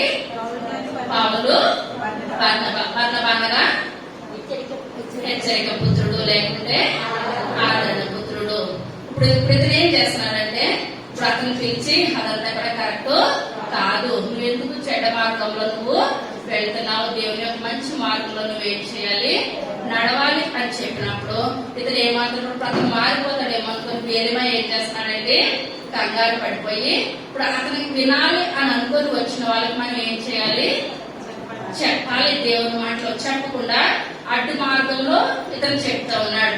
చెప్తా ఉన్నప్పటికీ సౌలు గారి కోపం వచ్చేసింది అనమాట.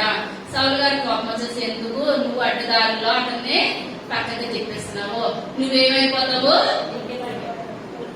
గుడ్డువాడు అయిపోతావు. నువ్వు జీవితంలోకి వెళ్ళడం కూడా చూపు పొందవు. ఎందువల్లంటే మనం చూపు పొంది కూడా మనం ఎలా ఉండాలి? దేవుణ్ణి ఎదుటి వాళ్ళకి చూపించే విధంగా మనం ఉండాలి. వెలుగు మార్గంలో మనం జీవించాలి. లేకపోతే చీకట్లో పడేసే విధంగా మనము ఉండద్దు.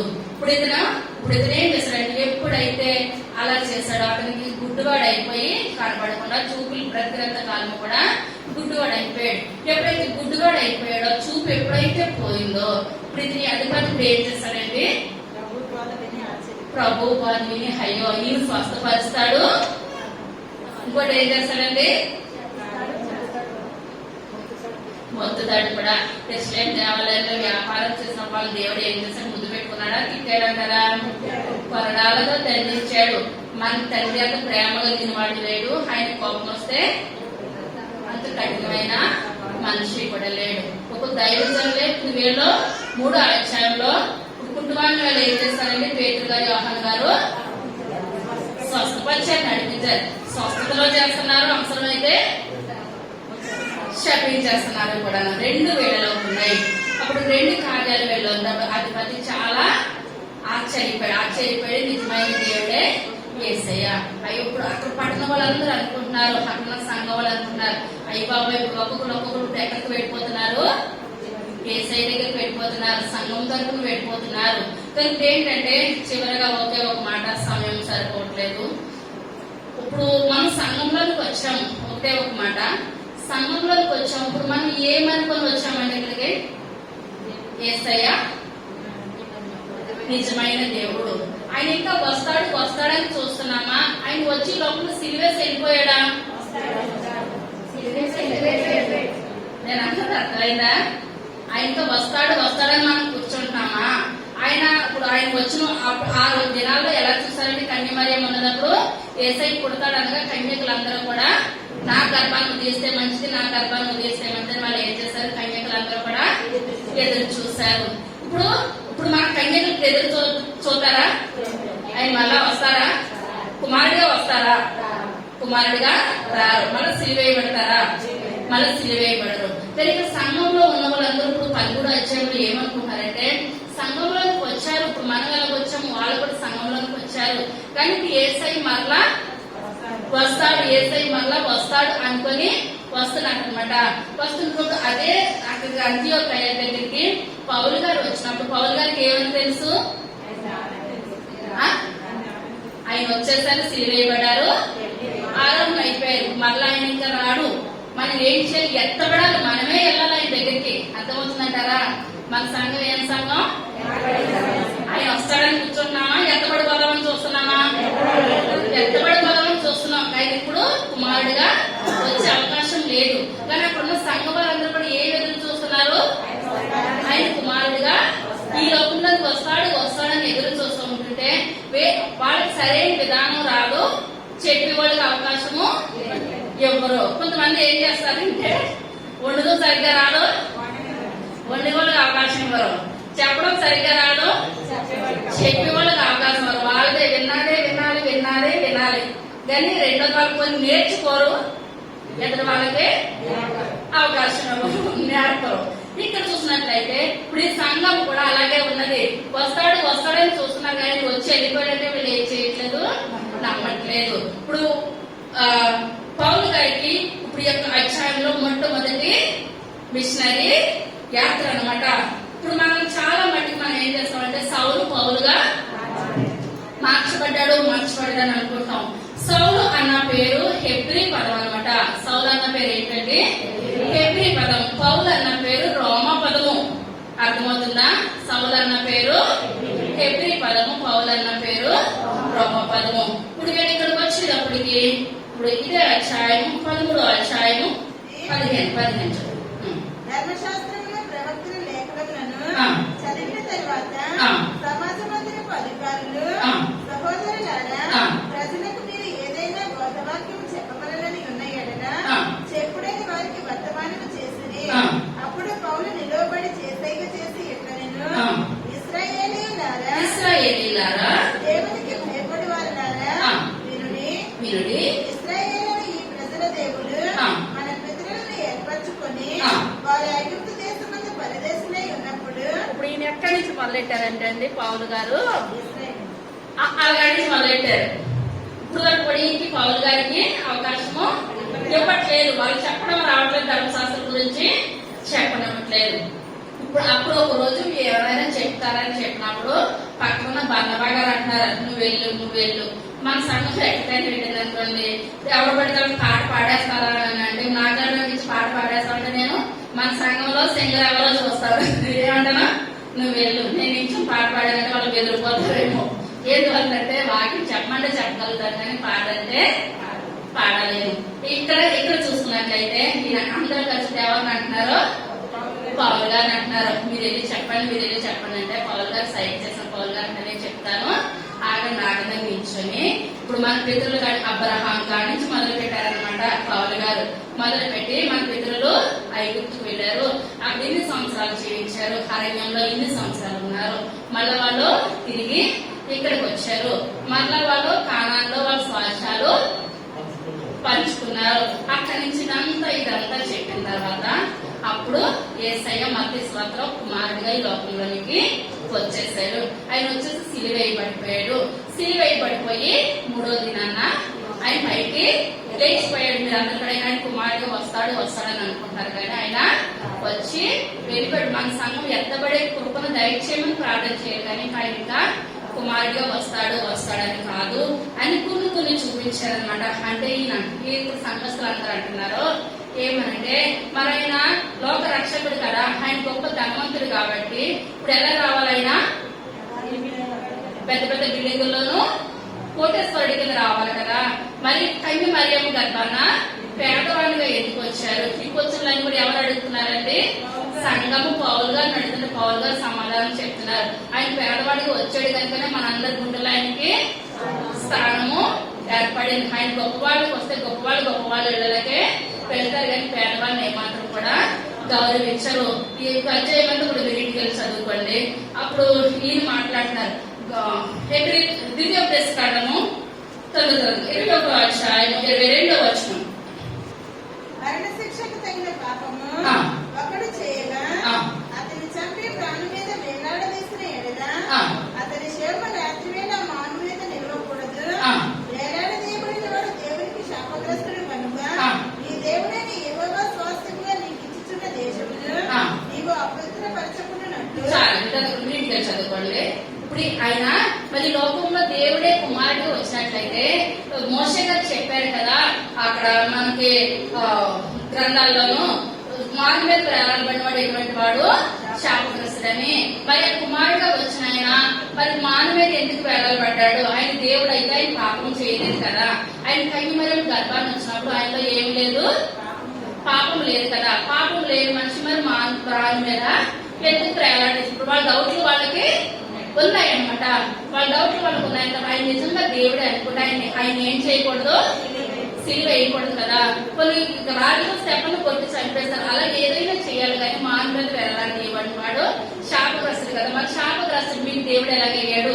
అంటే మాకు కుమారుడు వస్తాడు, ఆయన పెద్ద పెద్ద బిల్డింగ్లోనూ పెద్ద ఉన్నతమైన స్థితిలో నుంచి వస్తాడు. ఆయన ఆ వచ్చిన ఆయన గురించి మేము ఏం చేస్తున్నాము, ఎదురు చూస్తున్నాము అని చెప్పినప్పుడు ఈయన అంటారు గలతీయులకు రాసిన పత్రిక 3వ అధ్యాయము 11వ వచనం.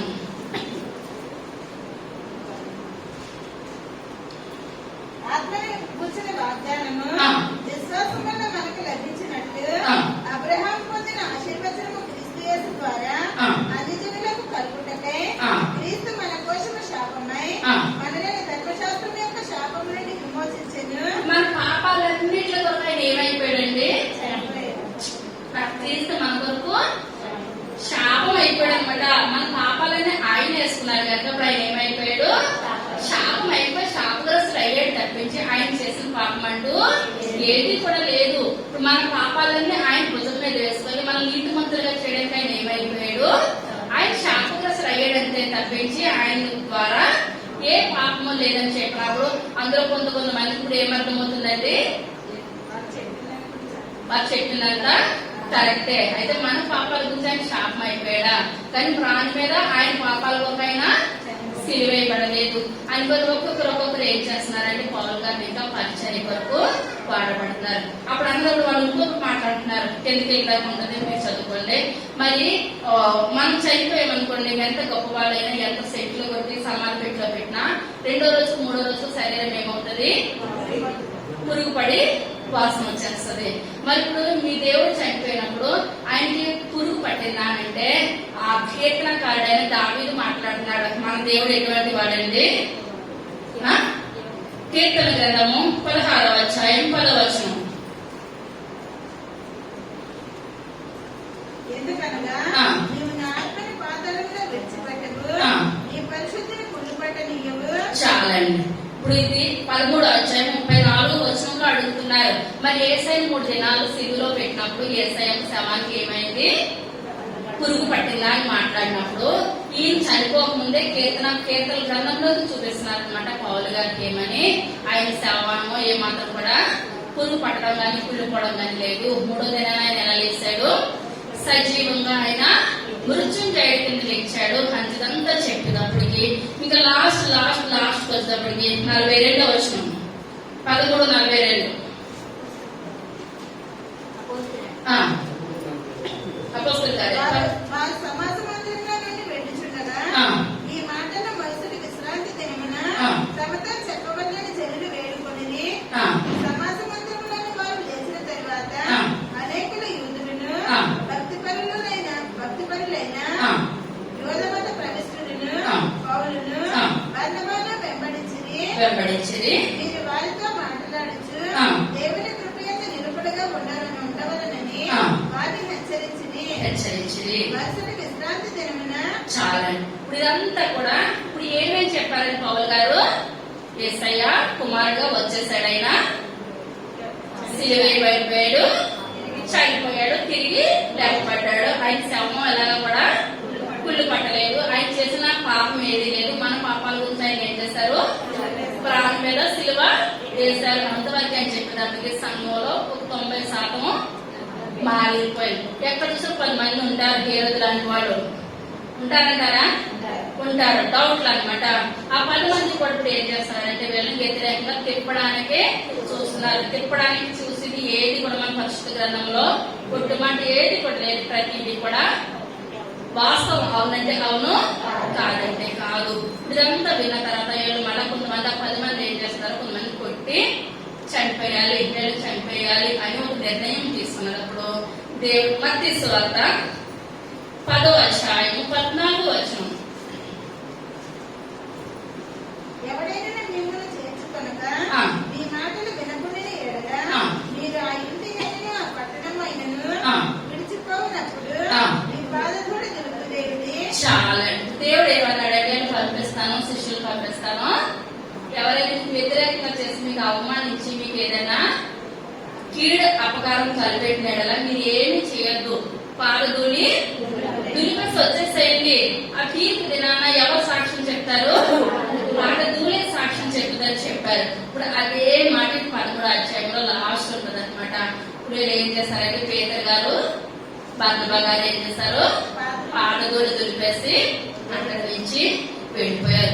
మనము కూడా విని వాళ్ళకి మనం చెప్పాలి కానీ పందుల ముందు వచ్చారు ఏమాత్రం కూడా చల్లదు. ఒకటే మాట చెవి గలవాడు వినుగాక. వినే వాళ్ళకి మనం చెప్పాలి కానీ వ్యతిరేకించిన వాళ్ళకి మనం ఏం చేయాలి? పాలదూలి అక్కడే దులిపేసేసి మనము బయటకు వచ్చారు. చెప్పగలిగినంత చెప్పాలి కానీ కోడిగుడ్డికి ఇంకా అయ్యి మనకి వాళ్ళకి టైం వేస్ట్, మనకి కూడా టైం వేస్ట్.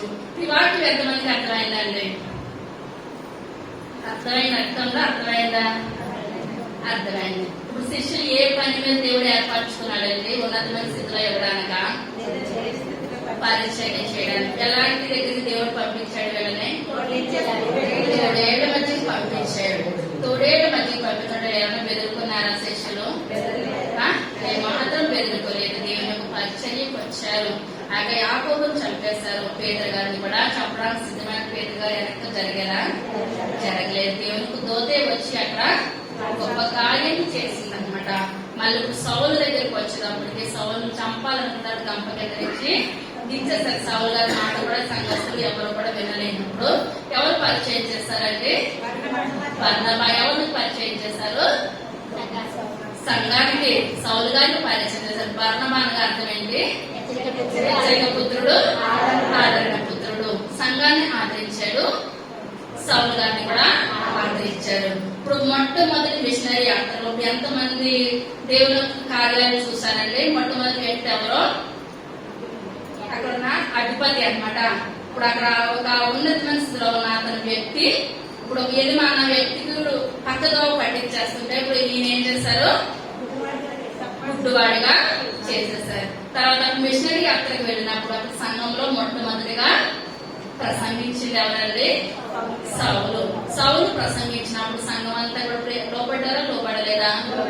మన సంఘంలో ఆ సంఘము కూడా లోబడే సంఘము, మాట వినే సంఘము. ఇప్పుడు మన యేసయ్య శవం కుళ్ళు పట్టిందా? ఏ మాత్రం కూడా కుళ్ళు పట్టదని 3వ దినాన సజీవంగా లేచారు. ఆయన పాపాల గురించి సిలువేయబడ్డారా? మన పాపాల గురించి సిలువేయబడ్డారా? మన పాపాల గురించి ఆయన సిలువేయబడ్డారు. కానీ ఇప్పుడు మనం ఏం చేయాలి? ప్రార్థన ద్వారా ఏ విషయమైనా సాధించాలి అని మనం అనుకోని మనం ఏం చేయాలి? దేవుని సన్నిధిలోనికి 12 రకాల 10 గంటల గల మన దేవుని మందిరం చాలా వాక్యం సిద్ధపాటు అయ్యారు. కానీ ఇప్పటికే 10 గంటలకు చేసి 1 గంట అయితే చిన్న మాటలు దేవుడు దీవించిన అందరూ ప్రార్థన చేసుకున్నాం. సర్వశక్తి కలిగిన తండ్రి, తుప్పు కలిగిన తండ్రి, దయగలిగిన ఆయన, దయగలిగిన శ్రేష్టమైన నామాన్ని బట్టి ప్రభావ లెక్కలే వందనాలు స్తోత్రాలు చెల్లించుకుంటున్నాను తండ్రి. అయ్యా మా సంఘం కూడా మాట వినే సంఘము ప్రభా, మీరు ఈ లోకంలోకి వచ్చింది నాయన. మా పాపాలు నాయన మీ యొక్క భుజం మీద వేసుకున్నారు ప్రభా. అయ్యా మీరు మారి మీద వేలాడబడ్డారు తండ్రి. అయ్యా దావీదు భక్తుడు ఎప్పుడో రాశాడయ్యా, పరిశుద్ధులు పుల్లు పట్టలేదన్నారు ప్రభా. దావీదు చనిపోయాడయ్యా, పుల్లు పట్టబడ్డాడు ప్రభా. మీరైతే పుల్లు పట్టడం ఏది కూడా లేదు ప్రభా. 3వ దినాన్ని తిరిగి లేచారు నాయన. ఈ మాటలని చెప్పినప్పుడు నాయన ఎవరైతే మూర్ఖంగా ఉన్నారు నాయన, మీ పాలకులు దులిపేయమన్నారు ప్రభా. పర్ణబా గారు ఆయన సౌలు గారు నాయన పాలకులు దులిపే సక్కరించి వెళ్ళిపోయారు తండ్రి. అయ్యా మేము మూర్ఖులతో నాయన వాడాన్ని ఉండేవద్దు ప్రభా. అయ్యా సంఘంతో పెట్టుకున్నాడు అయ్యా పేరు అగ్రిప వాళ్ళు చివరికి పురుగులు పట్టి చచ్చిపోయాడు తండ్రి. సంఘం జోలికి ఎవ్వరూ వెళ్ళొద్దు ప్రభా. చేతనైనంత మట్టి సహాయం చేయాలయ్యా. పరిచర్య పనిలోకి వచ్చాడయ్యా శపనం. అయ్యా చివరికి అప్సాక్షి అయిపోయాడు ఆయన సౌలు ప్రభా. అయ్యా సంఘంలోని పరిచర్యకి వచ్చాడయ్యా. లేని వాళ్ళకి ఆయన బాబు భోజనం పెట్టడానికి వచ్చాడు ఆయన. అయ్యా పౌలుగా ఎన్ని కష్టాలు ప్రభా. అయ్యా గుడ్డు వాళ్ళని బాగు చేయడానికి ఏంటి, పళ్ళు పోగొట్టడానికి ఏంటి ఆయన, పక్షవాయు రోగులు గలవారు స్వస్థపరచబడడానికి గొప్ప సాధనం అయ్యాడు ఆయన. కింద నుంచి పైకి రాగలి గొప్ప భాగ్యాన్ని విన్న వాటి మా హృదయంలో భద్రపరిచింది ప్రభా. వాక్యానుసారమైన జీవితాలు అందరికీ దయచేయండి ఆయన. ఆ భయంకరమైన స్థితిలో విజయవాడ పట్టణం అలిగిపోతుంది ఆయన. చుట్టుపక్కల ప్రాంతాలు బహుఘోరంగా ఉంటాయి. మేము ప్రార్థించే కృపను దయచేయండి. చేతనైన సహాయం చేసే గొప్ప దయచేయండి. మీరు ఉండడనైనా మీరు మాట్లాడినాయి. ఇంకా జరగబోతున్న కార్యక్రమం అంతటా ఉన్నాయని మీరే మహిమ గంట ప్రభావాలు పొందినాయి. త్వరగా రాబోచున్న ఏ స్థాయి నమ్మకం పెట్టుకుంటున్నాము తండ్రి.